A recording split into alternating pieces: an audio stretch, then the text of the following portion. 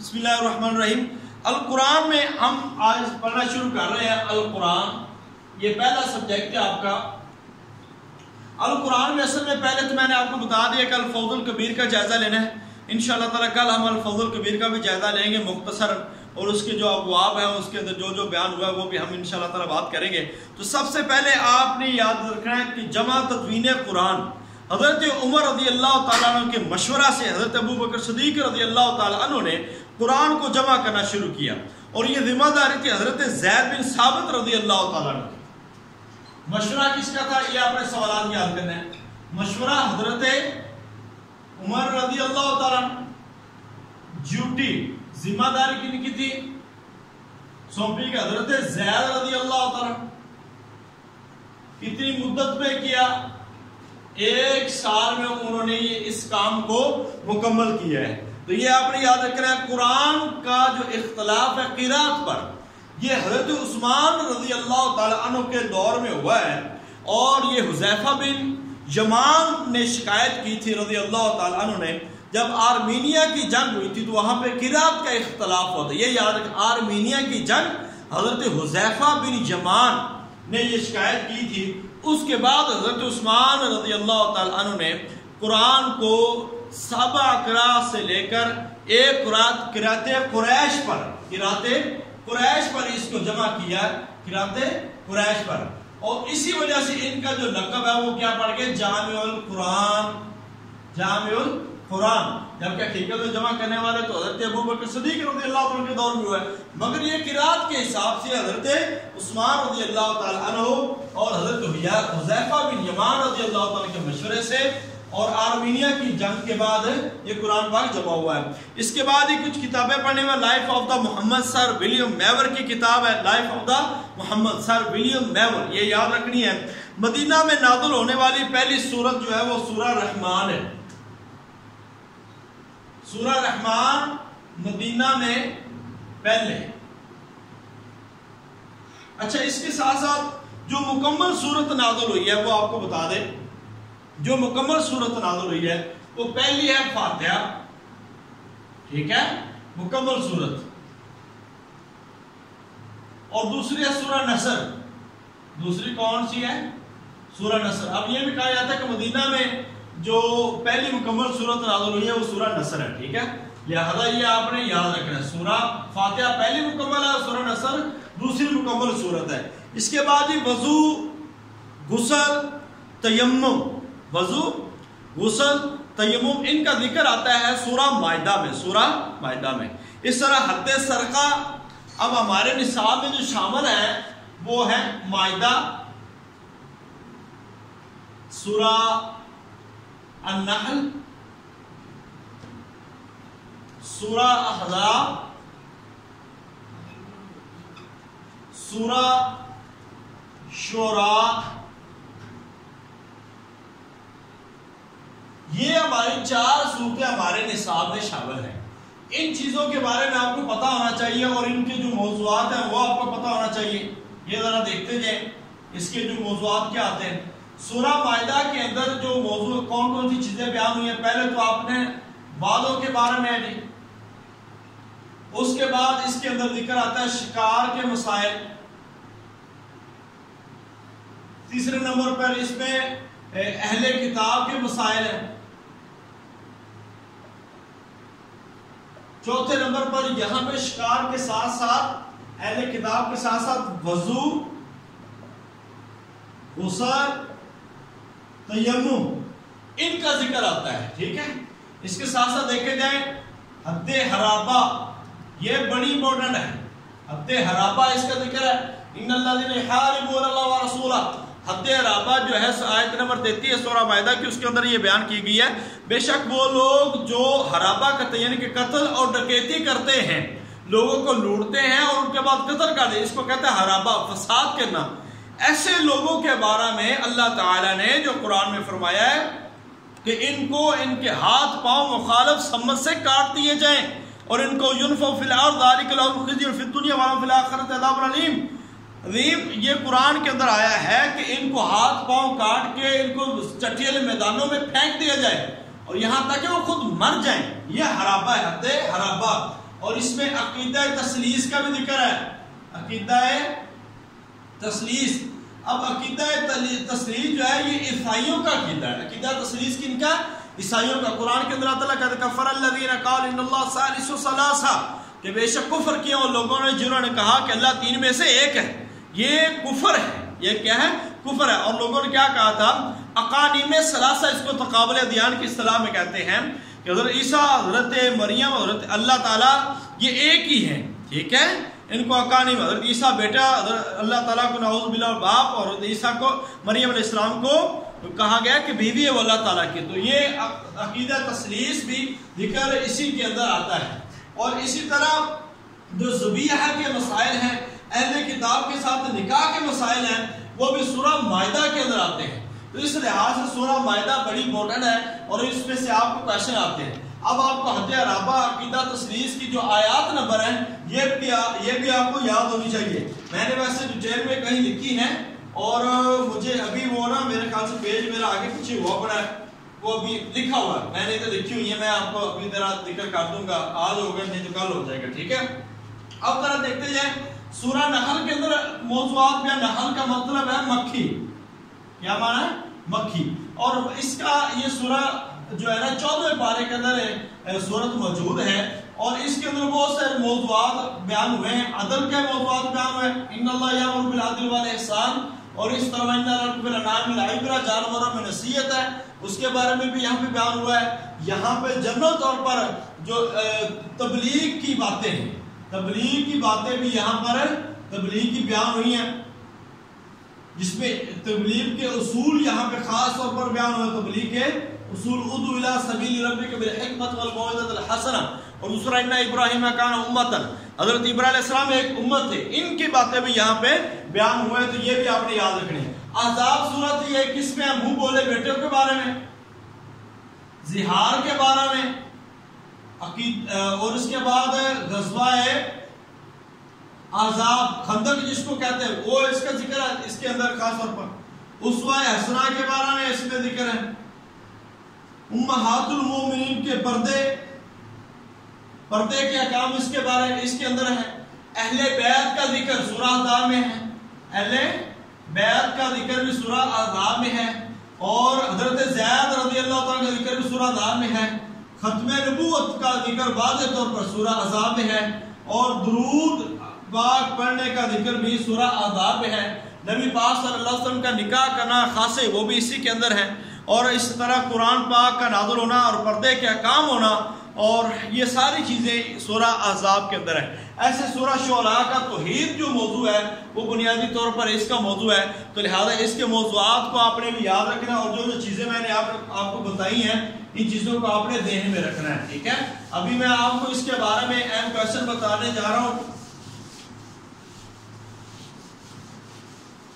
اس کے اہم کویشچن ہو سکتے ہیں جی، حرمت شراب کے کتنے حکم ہیں؟ حرمت شراب کے 3 حکم ہیں جی۔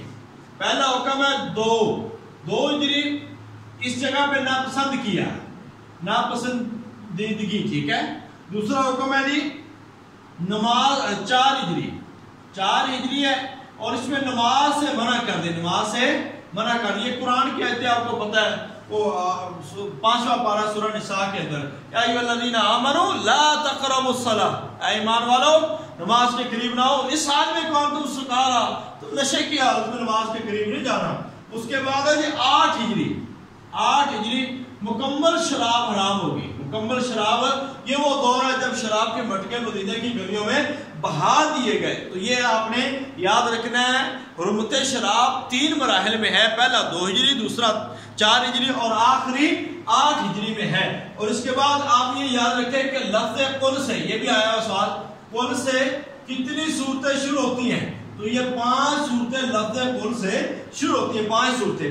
مصارف زکوٰۃ والی آیت کتنی ہے جی؟ مصارف زکوٰۃ والی آیت ہے 60 نمبر، اور یہ سورہ توبہ کے اندر موجود ہے، سورہ توبہ میں موجود مصارف زکوٰۃ کی آیت نمبر 8 ہے۔ اچھا یہ بھی یاد رکھنا ہے کہ سورہ نمل وہ صورت ہے جس کے اندر 2 دفعہ بسم اللہ آئی ہے، اور سورہ توبہ وہ ہے جس کے شروع میں بسم اللہ نہیں آئی ہے، اور جہاد کا موضوع ایک جیسا ہونے کی وجہ سے اس کی شروع میں بسم اللہ نہیں آئی ہے، تو یہ بھی آپ نے ذہن میں رکھنا ہے۔ اس کے بعد آتا ہے نوح علیہ السلام کی قوم کتنے بتوں کی پوجا کرتی تھی. نوح علیہ السلام کی قوم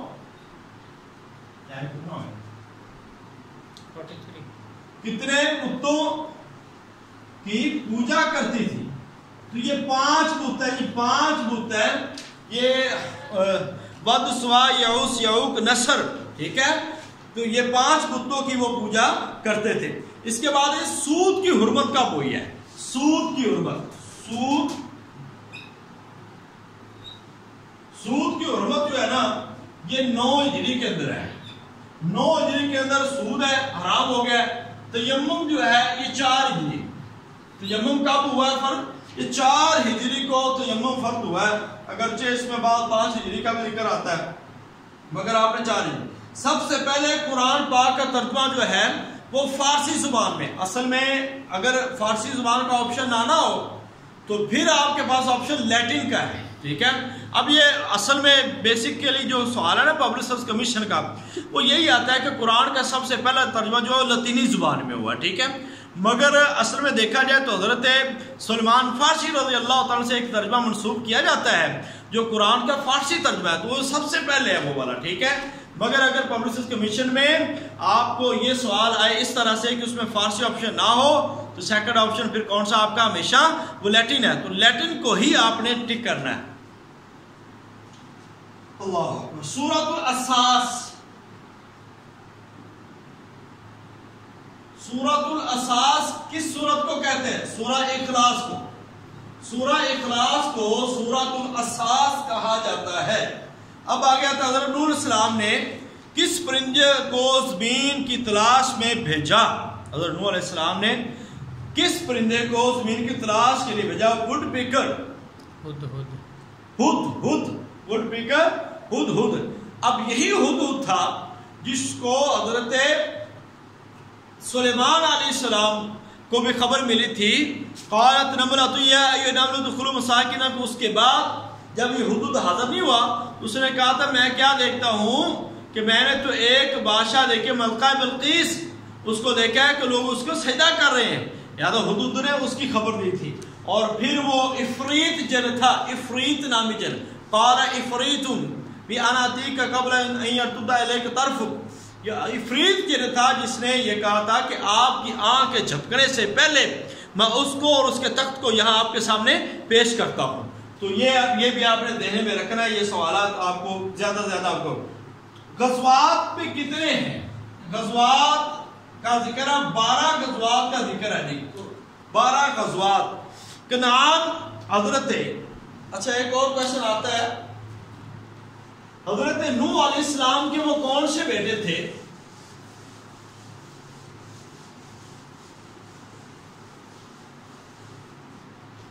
حضرت نوح علیہ السلام کے کون سے بیٹے تھے جو پانی میں غرق ہوا؟ اس کا نام ہے کنعان. یہ آپ کو بتا دیں کہ یہ سوال 2015-16 کے اندر ایک سیٹ آئی تھی labour and human resources department S کی، سبجیکٹ اسپیشلسٹ اسلامیات کی. 2 سیٹیں تھی، اس میں یہ سوال آیا ہوا ہے نوح علیہ السلام کے کون سے بیٹے پانی کے اندر غرق ہوئے؟ تو اس کا نام کیا ہے؟ کنعان. اب بیڑے کی لمبائی کتنی تھی؟ 400 گز لمبائی گز، ٹھیک ہے، اور چوڑائی تھی 100 گز. 100 گز چوڑائی. یہ آپ نے یاد رکھنا ہے. گدھے کی سواری کس پیغمبر سے منسوب ہے؟ گدھے کی سواری کس پیغمبر سے منسوب ہے؟ حضرت ذوالکفل. حضرت ذوالکفل سے مشہور ہے. یہ حضرت ذوالکفل سے گدھے کی سواری مشہور ہے. حضرت عیسیٰ علیہ السلام کس نبی کے کزن تھے؟ یہ بھی یاد رکھنا ہے. حضرت عیسیٰ علیہ السلام کس نبی کے کزن تھے؟ تو یہ حضرت یحییٰ علیہ السلام ہے. حضرت یحییٰ علیہ السلام ہے، یہ ان کے کزن تھے. حضرت یحییٰ کن کے بیٹے تھے؟ حضرت یحییٰ بیٹے تھے حضرت زکریا کے. حضرت زکریا علیہ السلام کے بیٹے تھے. عتیق حضرت عیسیٰ علیہ السلام کا لقب ہے. عتیق اس کا لقب ہے. اگر نبیوں میں آئے تو حضرت عیسیٰ علیہ السلام لقب ہے حضرت عیسیٰ علیہ السلام کا. اگر آج صحابیوں میں تو عتیق حضرت ابو بکر رضی اللہ تعالیٰ کا بھی لقب ہے. حضرت ابو بکر صدیق رضی اللہ تعالیٰ عنہ کا بھی لقب ہے. اگر صحابیوں میں آئے تو حضرت ابو بکر، اور نبیوں میں آئے تو حضرت عیسیٰ. تورات کی نقول حضرت عزیر علیہ السلام نے مرتب کی. تورات کی نقول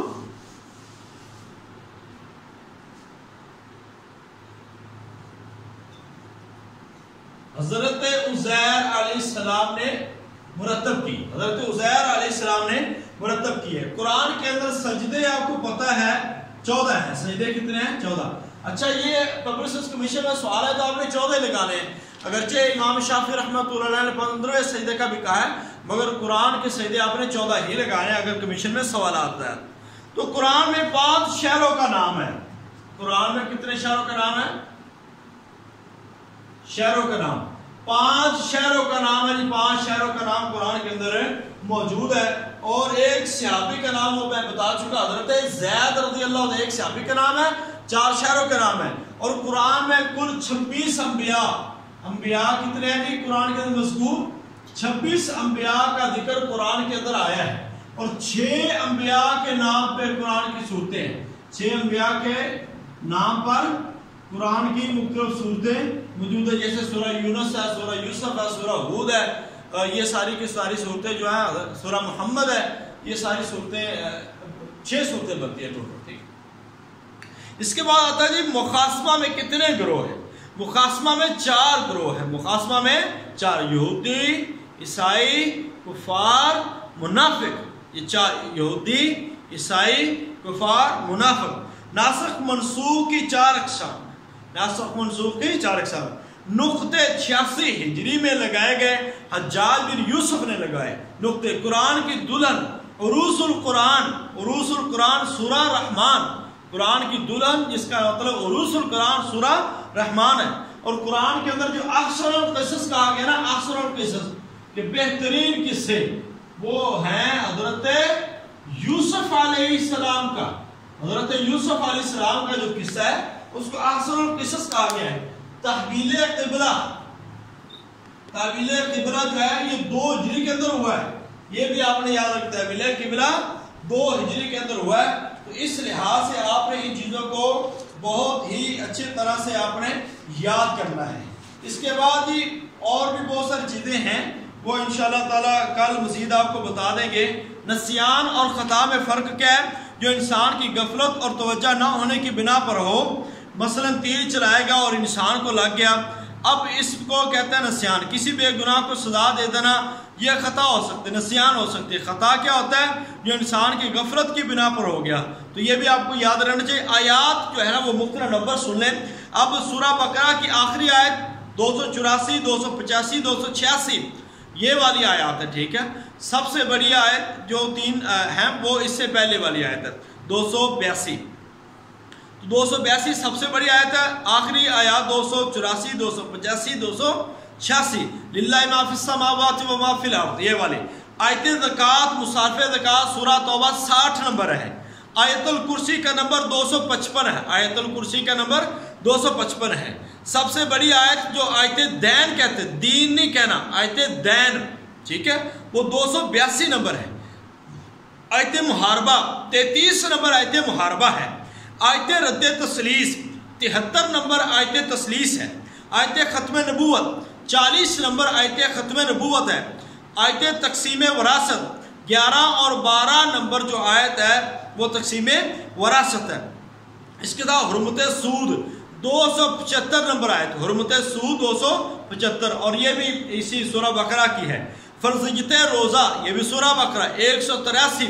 یا ایھا الذین آمنوا کتب علیکم الصیام کما کتب علی الذین من قبلکم لعلکم تتقون یہ والی آیت سورہ بقرہ ہے.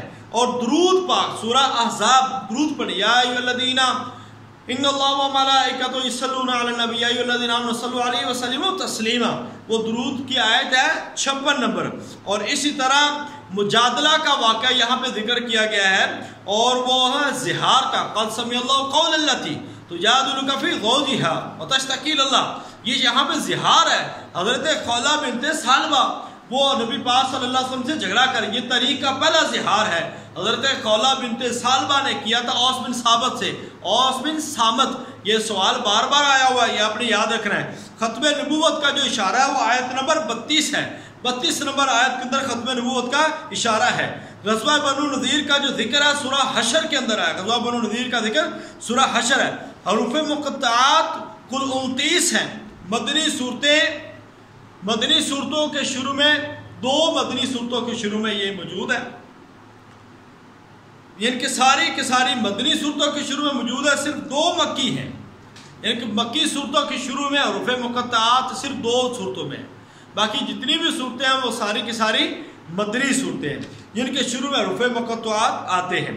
محرمات نسب 7 ہے، یعنی کہ نسب سے کتنے رشتے حرام ہوتے ہیں؟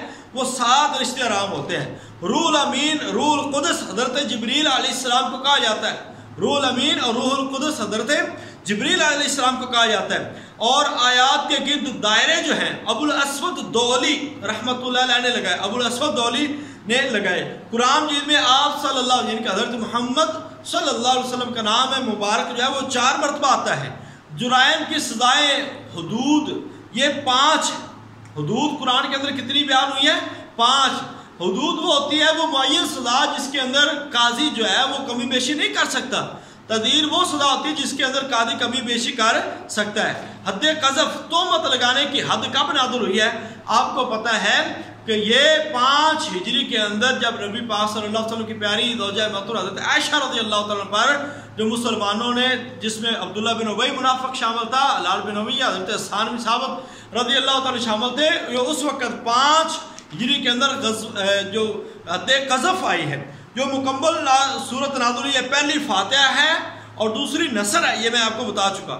پہلا قتل قرآن کے اندر قابیل نے حابیل کو قتل کیا تھا، قابیل قاتل، حابیل ہدایت یافتہ، قابیل نے حابیل کو قتل کیا تھا۔ اور قتل انسانیت والی، من قتل نفسا فکانما قتل الناس جميعا ومن احیا فکانما احیا الناس جميعا۔ اب یہ جو آیت ہے یہ سورہ مائدہ ہے، آیت نمبر 32 آپ نے یاد رکھنی ہے۔ اور جمع تدوین قرآن کے 3 ادوار ہیں، عہد رسالت، عہد صدیقی اور عہد عثمان رضی اللہ تعالی عنہ۔ یہ 3 ادوار جو ہیں وہ آپ نے یاد رکھنے ہیں جمع تدوین قرآن کے۔ آج کے لیے ہمارا اتنا کافی ہے، کل انشاءاللہ تعالی ہم مختلف تفاسیر کا ذکر کریں گے، اور تفاسیر کے ساتھ ساتھ ہم انشاءاللہ تعالی زیادہ سے زیادہ کوشش کریں گے یہاں پہ وہ بیان کریں آپ کے سامنے الفوز الکبیر۔ تو آپ نے ان چیزوں کو ذہن میں رکھنا ہے۔ یہ آج کا لیکچر جو انشاءاللہ تعالی میں یوٹیوب پہ بھی محفوظ رکھ لوں گا، تو آپ یوٹیوب پہ دوسروں کے ساتھ شیئر کر سکتے ہیں، چینل کو بھی سبسکرائب کر سکتے ہیں، اور آگے ویڈیو کو لائک اور سبسکرائب کرتے جائیے گا۔ اللہ تعالیٰ آپ کا میرا حامی و ناصر ہو۔ کوئی سوال ہو آپ کا تو آپ پوچھ سکتے ہیں۔ السلام علیکم۔